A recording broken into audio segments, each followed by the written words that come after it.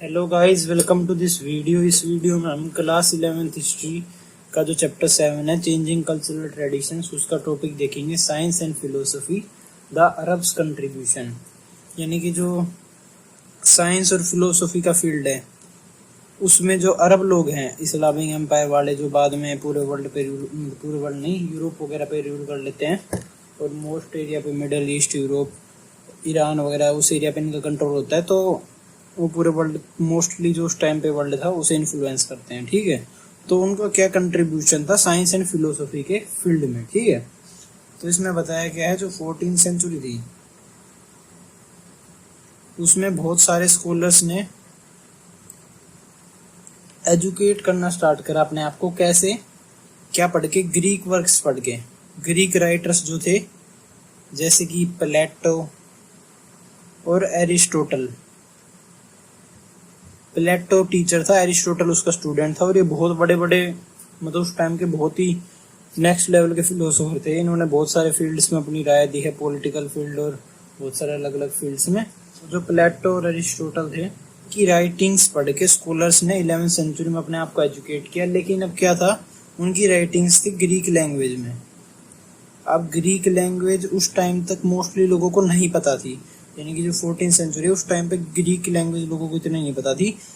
Greek language का culture धीरे धीरे एंड हो रहा था। ठीक है, तो अब लोगों को आती थी उस टाइम पीरियड पे अरेबिक लैंग्वेज। अरेबिक क्यों आती थी? क्योंकि अरब लोगों ने पूरे यूरोप वगैरह पे कब्जा कर लिया था, तो अरेबिक लैंग्वेज अपने आप फैली जाएगी।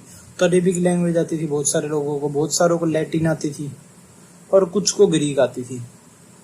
तो अब जिन्हें अरेबिक आती थी ना, वो कैसे पढ़े? तो इसलिए जो अरब के जो लोग थे उन्होंने इन जो राइटिंग्स है ग्रीक राइटर्स की, प्लेटो और एरिस्टोटल को, इनकी राइटिंग्स को कन्वर्ट कर दिया। कन्वर्ट या फिर तुम समझ लो ट्रांसलेट कर दिया। ट्रांसलेट कर दिया कौन सी लैंग्वेज में? अरेबिक लैंग्वेज में, ताकि जो अरेबिक लैंग्वेज वाले हैं वो भी समझ सके। ठीक है, इससे एक एजुकेशन के फील्ड में बड़ा कंट्रीब्यूशन था अरब्स का। उसके बाद और बताया गया है, फिर बोला कि अब जब ट्रांसलेट किया प्लेटो और एरिस्टोटल की राइटिंग्स को, तो अब उसके जो नाम है प्लेटो और अरिस्टोटल, ये नाम उनकी लैंग्वेज का तो है नहीं, ये दूसरी लैंग्वेज का। तो अब नाम को भी ये ट्रांसलेट करेंगे, तो उन्होंने प्लेटो का नाम रख दिया अफलातून और अरिस्टोटल का नाम रख दिया अरिस्तु। तो आपने अभी भी सुना होगा, मतलब मोस्टली हमारे हरियाणा वगैरह के पार्ट में तो ऐसे होता है, कोई ज्यादा पढ़ा लिखा होता है या फिर ज्ञान की बात कर रहा होता है किसी का आगे, तो उसे चिढ़ा के ऐसे बोल देते हैं ज्यादा अफलातून बन रहा है कि निकल इधर से। तो अफलातून वो जो टर्म है वो इंडिया में भी वही से यूज होने लगी है, अरेबिक ट्रांसलेशन ऑफ प्लेटो से। ठीक है, यानी कि वो कहना चाहते हैं तुम्हें कि ज्यादा पढ़ा लिखा मत बन प्लेटो की तरह। ठीक है, तुम्हें क्रिटिसाइज करने के लिए ऐसा कहते हैं। तो फिर उसके बाद बताया गया है कि अब जो अरेबिक लोग थे, अरेबिक वर्क्स थे और पर्शियन वर्क्स। अब अरेबिया और पर्शिया के जो लोग थे, इन्होंने भी बहुत सारा काम किया था। कौन से फील्ड में? Science, natural science, maths, astronomy, medicine यानी कि जो डॉक्टर वगैरह का फील्ड है, और केमिस्ट्री। ठीक है, तो इन सब फील्ड में जो अरेबिक और पर्शियन लोग हैं, इनका भी बहुत बड़ा कंट्रीब्यूशन था उस टाइम पीरियड पे जो बड़े बड़े साइंटिस्ट थे उनके, अरेबिक लोगों के, उन्होंने भी बहुत सारा काम किया था। तो अब उन्होंने काम करा, उन्होंने अपना सारा काम लिख दिया अरेबिक लैंग्वेज में। तो वापस ये दिक्कत आ गई, अरेबिक लोग जो थे उन्होंने तो समझ ली, लेकिन जो लैटिन थे वो नहीं समझ पाए, जो ग्रीक थे वो नहीं समझ पाए। तो इसे ठीक करने के लिए जो ग्रीक लैंग्वेज जिन्हें आती थी, उन्होंने इसको ट्रांसलेट कर दिया ग्रीक में, ताकि ग्रीक लोग समझ लें। ठीक है, से अरब के जो ट्रांसलेशन है उसका एक एग्जांपल दिया गया है, जिसे बोला गया टोलेमी अल्मागेस्ट। तो इसमें ये एक वर्क था एस्ट्रोनॉमी के फील्ड में, ये ग्रीक लैंग्वेज में लिखा गया था। ग्रीक लैंग्वेज में कब? 140 CE के पहले, 140 करंट एरा के पहले, यानी कि उस टाइम पीरियड पे लगभग 1000-1500 साल हो गए थे इसको लिखे हुए। तो अरेबिक लोगों को समझ नहीं आती थी ग्रीक, तो उन्होंने इसे ट्रांसलेट कर दिया अरेबिक लैंग्वेज में। ठीक है, और उन्होंने इसे ट्रांसलेट किया अरेबिक लैंग्वेज में। ये आप समझ सकते हो कैसे इसके नाम में लिखा हुआ है अल्मागेस्ट, और जो अल शब्द होता है ये अरेबिक का शब्द है, ठीक है। उसके बाद उधर की जो एजुकेशन थी उस टाइम पीरियड की वो बताएगी। जो स्कूल्स थे वो सिर्फ बॉयज़ के लिए होते थे, गर्ल्स को जो एजुकेशन थी वो अलाउड नहीं थी उस टाइम पीरियड पे। फिर बताया कुछ मुस्लिम जो राइटर्स थे, जो बड़े बड़े मुस्लिम राइटर्स थे उनके नाम दिए गए हैं। बड़े बड़े मुस्लिम राइटर जो उस टाइम पीरियड के होते थे उन्हें कैसे डिनोट किया जाता था, उन्हें रिगार्ड किया जाता था मैन ऑफ विजडम बोल के, कि ये तो ज्ञान के लोग हैं, इनके पास बहुत सारा ज्ञान है, तो ऐसे बोला जाता था मुस्लिम राइटर्स को इटली में, ठीक है। और कुछ के एग्जाम्पल दिए गए हैं जो बड़े बड़े मुस्लिम राइटर्स थे इटली में उस टाइम पीरियड पे, जैसे कि पहले है इब्न सीना। इसे लैटिन में इसके वर्क को भी ट्रांसलेट किया गया लैटिन लैंग्वेज में, तो इसके वर्क को ट्रांसलेट किया तो इसका नाम भी ट्रांसलेट होगा। तो इसका नाम अरेबिक में पता नहीं एविसीना है या एरिसीना है, कुछ ऐसा ही है, ठीक है। तो लैटिन में ये नाम ट्रांसलेट किया गया। अब ये कहाँ का था, ये था बुखारा का, जो कि उज्बेकिस्तान में है, और ये एक फिजिशियन था और फिलोसोफर था, ठीक है। फिर उसके बाद दूसरे का नाम बताया गया अल राजी,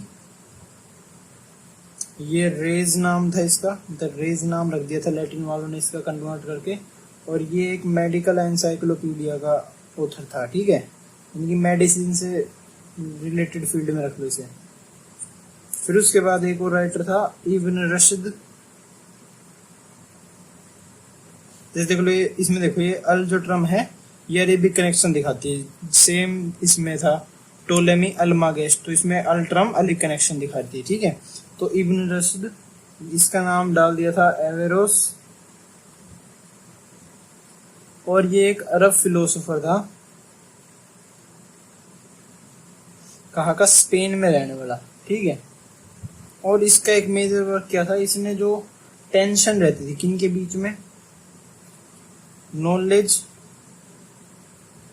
फिजियोलॉजिकल नॉलेज, यानी कि जो बॉडी से रिलेटेड नॉलेज है, यानी कि बॉडी के ये पार्ट होते हैं, बॉडी में ये सब होता है, और रिलीजियस बिलीफ, यानी कि फिजियोलॉजिकल नॉलेज में ये बोल रहे हैं कि इंसान बंदर से इवोल्व होके आए हैं वगैरह वगैरह, ये सब नॉलेज है। और रिलीजियस बिलीफ क्या है कि भाई भगवान ने हमें बनाया है, ये सब वगैरह। तो इसके बीच की जो टेंशन है उसे सोल्व करने का काम इब्न रशीद ने करा, ठीक है। और फिजियोलॉजिकल नॉलेज को उस टाइम पीरियड पे बसफ कहा जाता था, लासुफ, शायद देख लेना एक बार, लासुफ कुछ ऐसे ही था, ठीक है।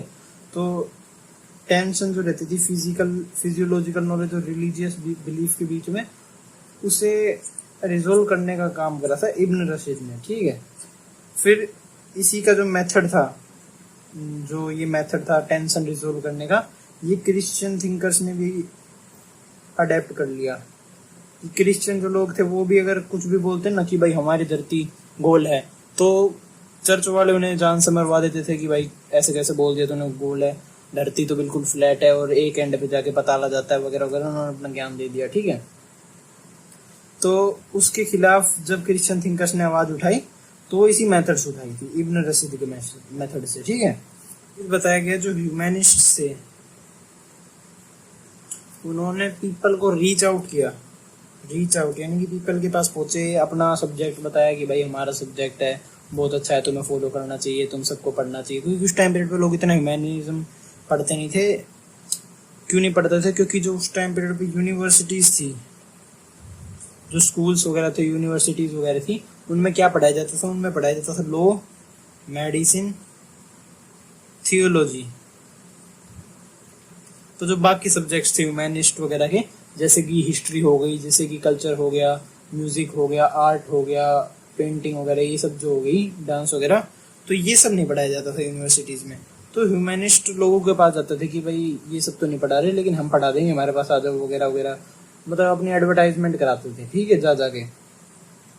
फिर इनकी एडवर्टाइजमेंट वगैरह का फायदा भी हुआ, लोगों में जागरूकता फैली कि भाई ह्यूमैनिज्म नाम का भी कोई सब्जेक्ट है जिसमें आर्ट वगैरह सिखाई जाती है, जिसमें हिस्ट्री पढ़ाई जाती है, हमारे कल्चर के बारे में बताया जाता है, पॉलिटिक्स पढ़ाई जाती है।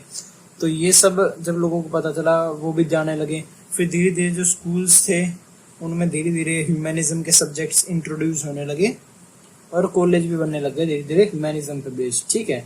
और ये सिर्फ चीजें इटली में नहीं हो रही थी, ये पूरे यूरोप में हो रही थी, पूरे यूरोप में हो रही थी, ठीक है। कभी सोचो कि इटली मोस्ट डेवलप था तो वहाँ पे हो रही थी, पूरे यूरोप की कहानी है। तो इस वीडियो में हमने देख लिया कि क्या जो अरेबिक लोग थे उनका क्या कंट्रीब्यूशन था, कैसे उन्होंने प्लेटो और अरिस्टोटल के ग्रीक लैंग्वेज के वर्क को कन्वर्ट कर दिया या फिर ट्रांसलेट कर दिया अरेबिक लैंग्वेज में, ठीक है। क्यों करा? क्योंकि मोस्टली लोग अरेबिक समझते थे, कुछ लैटिन समझते थे, कुछ ग्रीक समझते थे, तो उन्हें समझ नहीं आती थी। फिर उसके ऊपर बताया गया कि जो ग्रीक लोग थे उन्होंने भी अरेबिक वर्क्स को ट्रांसलेट किया ग्रीक लैंग्वेज में ताकि ग्रीक लोग समझ सके। अरब लोगों के क्या कंट्रीब्यूशन थे? Science, math, astronomy, medicine, chemistry में बहुत सारे कंट्रीब्यूशन थे। कैसे कंट्रीब्यूशन थे? 3 बड़े बड़े राइटर्स के नाम बताए गए, और भी थे, इन्होंने क्या क्या कंट्रीब्यूशन किया था ये भी बताया गया है। फिर एक एग्जाम्पल दिया गया, टोलेमी एल्मागेस्ट एक बुक थी एस्ट्रोनॉमी पे, ये लिखी गई थी ग्रीक्स राइटर के द्वारा, तो इसे अरेबिक लैंग्वेज में कन्वर्ट किया था, ठीक है। ये हमें कैसे पता चला? क्योंकि इसमें जो नाम लिखा हुआ है अल उस समय पता चल जाता है, ठीक है। फिर उसके बाद हमें ह्यूमैनिस्ट ने अपनी सब्जेक्ट्स हो गया कि कैसे एडवर्टाइजमेंट की, ये बताया गया। तो अगर आपको वीडियो अच्छी लगी हो तो लाइक से सब्सक्राइब कर देना। इस वीडियो में जितना पढ़ा है उसके नोट्स की लिंक डिस्क्रिप्शन में मिल जाएगी। Thank you.